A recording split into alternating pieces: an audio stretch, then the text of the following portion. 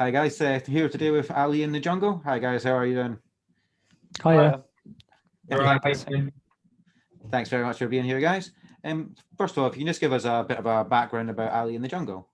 We formed a long time ago, about 2013, 2012, but we only started releasing music like properly rather than kind of like demos and stuff in the last year. So I think February and January last year were like our first official Spotify releases. And that's basically because we formed at school and like we loved gigging together and like we were like honing our craft a lot. But then we all went off to uni, and then we all came back from uni and we were like, oh, Ali in the Jungle was fun. Let's carry on doing that. Let's do it properly. So that's kind of how we met. Was like around school and like a youth club we all went to. Cool. And then did you sort of reform then in 2020, or was it before then? We were still playing gigs when we could, like in the holidays at uni and stuff. But I would say like we reformed full time, like late 2019, maybe like summer 2019. Okay, cool. How did sort of coronavirus impact you guys as a band then? All right. Well, basically, we haven't done anything really since coronavirus started.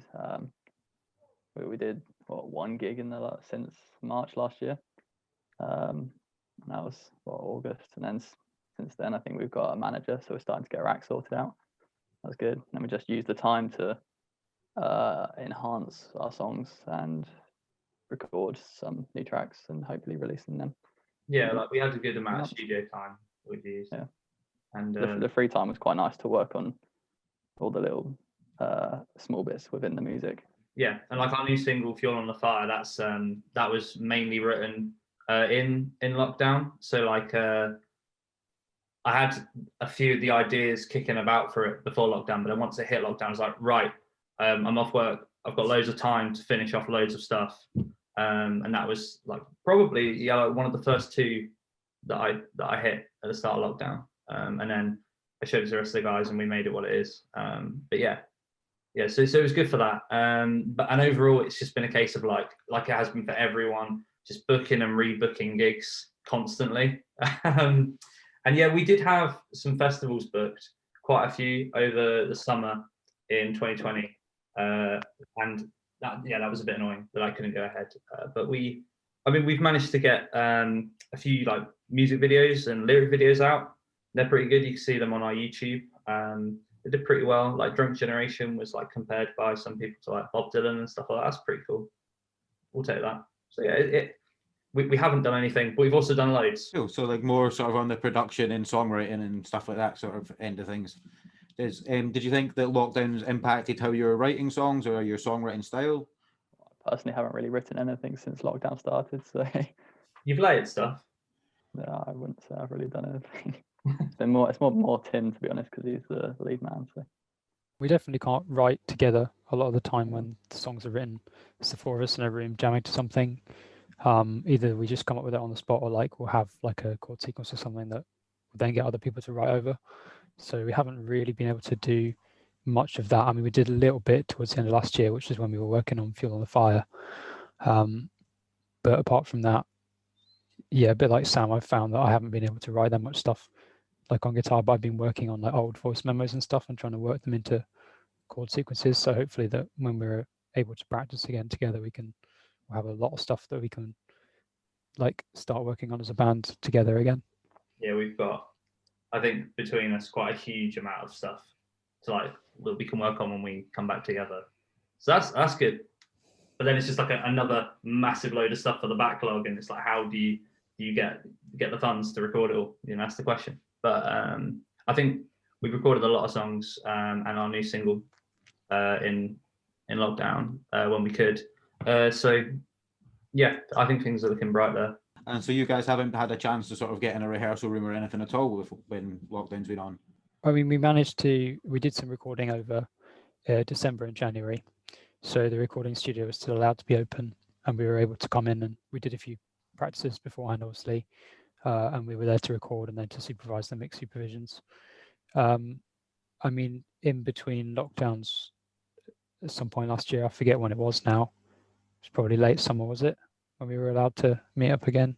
Yeah, I think that's when we did manage to get in the rehearsal room, and like Ali could write all his drums for the songs that we're recording that he hadn't done yet, you know, for like Feel on the Fire, and Sam wrote his bass lines and stuff like that. You got your new single Feel on the Fire coming out. What can you tell us about the single? I haven't listened to it in a while, so he's never heard it. Sounds like He's never listened to it. He does Drums it are good though. Yeah, it's just like a nice little indie tune, I guess. It's guitar led and focused on that acoustic guitar, and yeah, I don't know. It's kind of like a little feel goody, almost summery vibes. You get summery vibes from it. I get like moody vibes from it. Maybe just guitar, like gives me summery vibes. But, Yeah. and like acousticness, but It was quite a weird one because the chord sequence itself and some of the melodies and some of the lines were written 23 years ago by my uncle, and he showed it to me because he was like, "Oh, I've got loads of music that I've never shown anyone." And I was like, "Oh, why don't you show me?" Because I like music.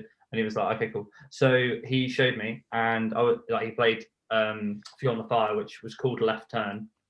And I was like, "Wow, that's awesome. That's so cool." I was like, "We're not leaving this room until we have a song." And he was like, "Okay, this is weird." And we stayed up until 1 a.m. Just kind of knocking it together. And I mean, it became something very different because after that, I went back to playing it again in lockdown. I changed the key, and I probably kept like 5 of the lines are probably the same, and I used all of that as a template to like build a song on top of, and like I guess there's like ideas of family as well, like in the song, at least when I think of it, and when I think of the character and the lyrics, I think of kind of familial jealousy and stuff like that. And for me, the idea of like fuel on the fire, it's like, you know, adding pain to the pile of pain you already have, and things getting worse. I don't know, but like it can be whatever anyone wants it to be, can't it? But yeah, that was the kind of the process behind that. Because you've been a band for sort of so long and you've only just started releasing stuff recently, have you got quite a lot of backlog of stuff that you're going to start releasing? We've got the world's biggest backlog. Choosing now which ones you want to get recorded properly. And Well, we've recorded 8 songs, which is the recording we did over December and January. Fuel on the Fire is the first one of those to come out.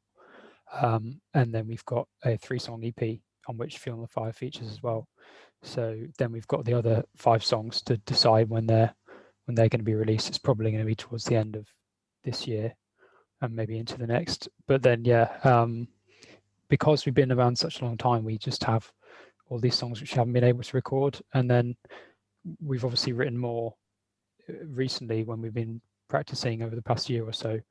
And then there's all the sort of songs to be, like the voice memos that we've all got and stuff, which can hopefully be worked into like song-worthy material.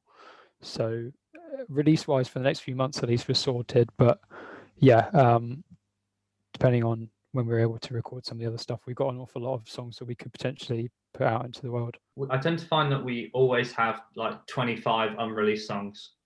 So like whenever we record some, like instantly after, I find that we just write that amount again that we lost. So like 8 songs. Like I've at least found, like, since recording, I've literally I feel like I've written at least like 10 things that could be songs, you know, like in a month, which is crazy because like going up to recording, there'll be like 3 months of like nothing, and I'll feel like, oh, I can't write songs anymore. But I feel like maybe 25 is the number, you know.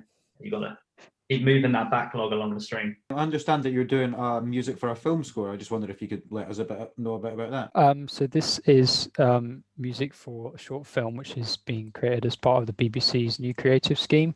So this is my partner, Chloe Kennedy. She's written and directed a short film called Dream Insomniac.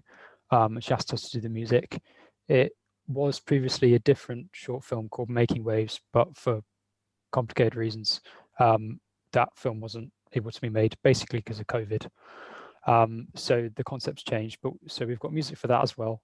But yeah, the music for Dream Insomniac, I'm not sure of the release schedule for the film. It's quite tightly wrapped at the moment because the BBC obviously have like criteria about when they can release it and how much we're allowed to tell people and stuff. And these things take a long time to get on TV, but hopefully at some point in the next year, we'll know more about it in terms of when it's coming out. It's in post-production at the moment. They've done all the shooting, but music is pretty much finished, pending some changes maybe by the sound designer. But it's pretty exciting because hopefully our music will be played on the BBC at some point. It'll be on iPlayer and it'll be on BBC4, I think. depending on when they confirm it. But yeah, so that's quite exciting. Chris produced it as well, which means it's like the first thing that we've actually produced ourselves rather than necessarily with a producer. I think you should be really proud of it because I think it's one of the coolest things I've heard that we've done. Cool. And is it the same sort of style as the rest of your music, or is it something that's quite different? Yeah, I mean, it's quite different really because it's a film soundtrack. So obviously, I mean, it doesn't. We didn't go with lyrics or melody for it, like vocals. There's no drums. A lot of it was written on keyboard and then put onto MIDI, so like synths and stuff like that, because it was we had to write it when the four of us couldn't meet up. So Tim wrote 99% of it really, and then I added some layers and I've been producing it. So yeah, it's quite different because we had to kind of fit a brief, which is obviously like you have to represent like the mood of the film and kind of tell the story. There's also no dialogue in the film, so the music's kind of front and center. But it was, I mean, it was really interesting to do, and Tim, you managed to write it pretty quickly, I think, and get the mood of the film right, which is really cool. And we've got good feedback from the people who've been working on the film. They seem to like it. They played it while they were on set to like get in the mood for it and stuff like that. So yeah, I mean, it's been a really fun process.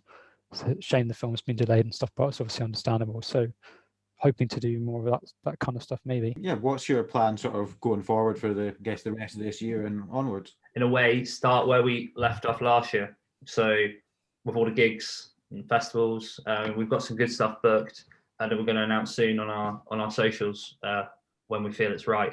But there's a lot to be excited about, and loads more music videos to go with the EP.